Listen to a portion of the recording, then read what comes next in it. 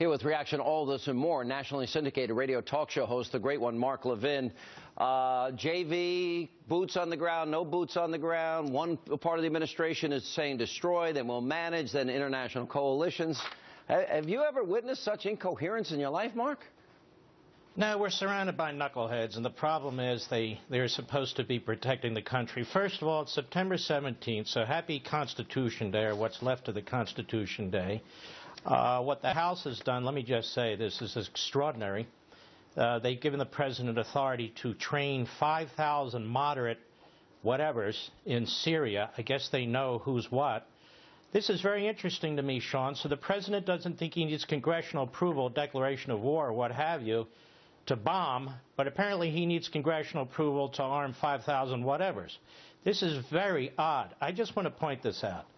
You actually have a revolt going on with the top generals in Obama. I'm not talking about tanks pulling up to the White House and so forth. These men are trying to communicate to the American people that they are military men, and we cannot defeat this enemy unless we use all of our armed forces and armed services. That's number one. Number two, Obama does not view this as a military action. He keeps telling us it's not a war, it's not a war. For him, the truth is, it's about politics. It's about containing this issue politically for him so he can focus on fundamentally transforming America. And this is a very serious matter to understand. So the generals and the military see this quite differently than our very political president, who really doesn't want to defeat this enemy. Or he would go to Congress, get a declaration of war, unleash hell on these cockroaches, and then get out. Instead, he speaks to our military men and tells them, don't worry, no combat boots on the ground. He has said it 1,000 times so every one of our enemies in every single language can understand under this so-called commander-in-chief, he has no intention of defeating them, period. All right, look, I agree with you, it's political, but I'm more cynical maybe even than you are. I think this is just to get past the midterm election. I don't think it's any deeper than that. I don't think this president has any intention of fighting the war that they've declared against us. I think it's to get past the Obama administration. He just doesn't want to deal with this. He sees his numbers are low, so he'll do the absolute minimum. I mean, the American people, he says he's brought this wonderful coalition together, but they're keeping it secret. Have you ever heard anything so stupid in your life? There is no coalition. And then he's talking about training 5,000 moderate whatevers, 5,000 against 35,000. Who are these 5,000? Then he says we're going to use our Air Force, but we have to limit civilian casualties. Well, how are we going to use our Air Force, attack the enemy where it is in Syria, and limit civilian casualties?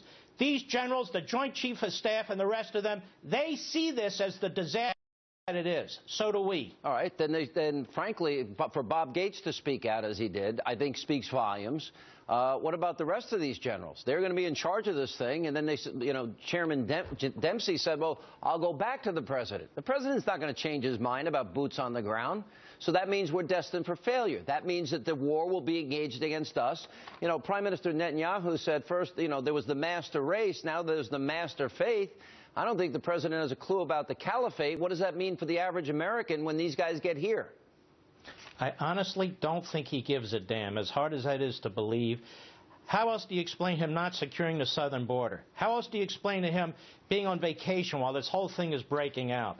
How else do you explain sending 3,000 troops to Liberia and other places to fight Ebola while we don't have 3,000 troops at his direction on the border and so forth and so on? The fact of the matter is, if this is a war and we want victory, we can defeat them, we can wipe these cockroaches out. If he wants to do something short of that, obviously he can, but I think it's time for Mr. Boehner and Mr. McConnell and people to rise up and say, we want to know if you want victory. If you're going to call this a war, we will do a declaration of war, but we're not going to piddle around like this for political reasons. But Mark, we watched as we've lost 4,000 men in Iraq. They shed their blood. They gave great sacrifice. Others lost their limbs. And then city after city fell, and the president did nothing. Why would anyone be convinced that he's serious about dealing with it now after the fact?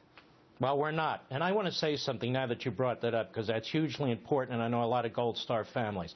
I, on behalf of many people watching, many people in this country, want to apologize to you. I want you to know that your sons and daughters are heroes. They did exactly the right thing. I want to apologize to you for this phony commander-in-chief who cut and run, and as a result helped build up this enemy, this ISIS, ISIL, Schmeisel, whatever the hell it is, these terrorists, these cockroaches that we're now having to deal with, or should deal with, once and for all. And you know what?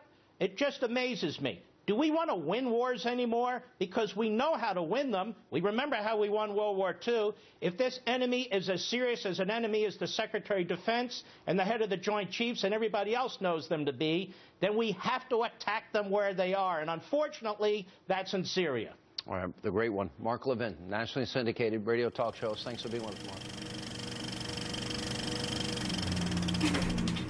I honestly don't think he gives a damn.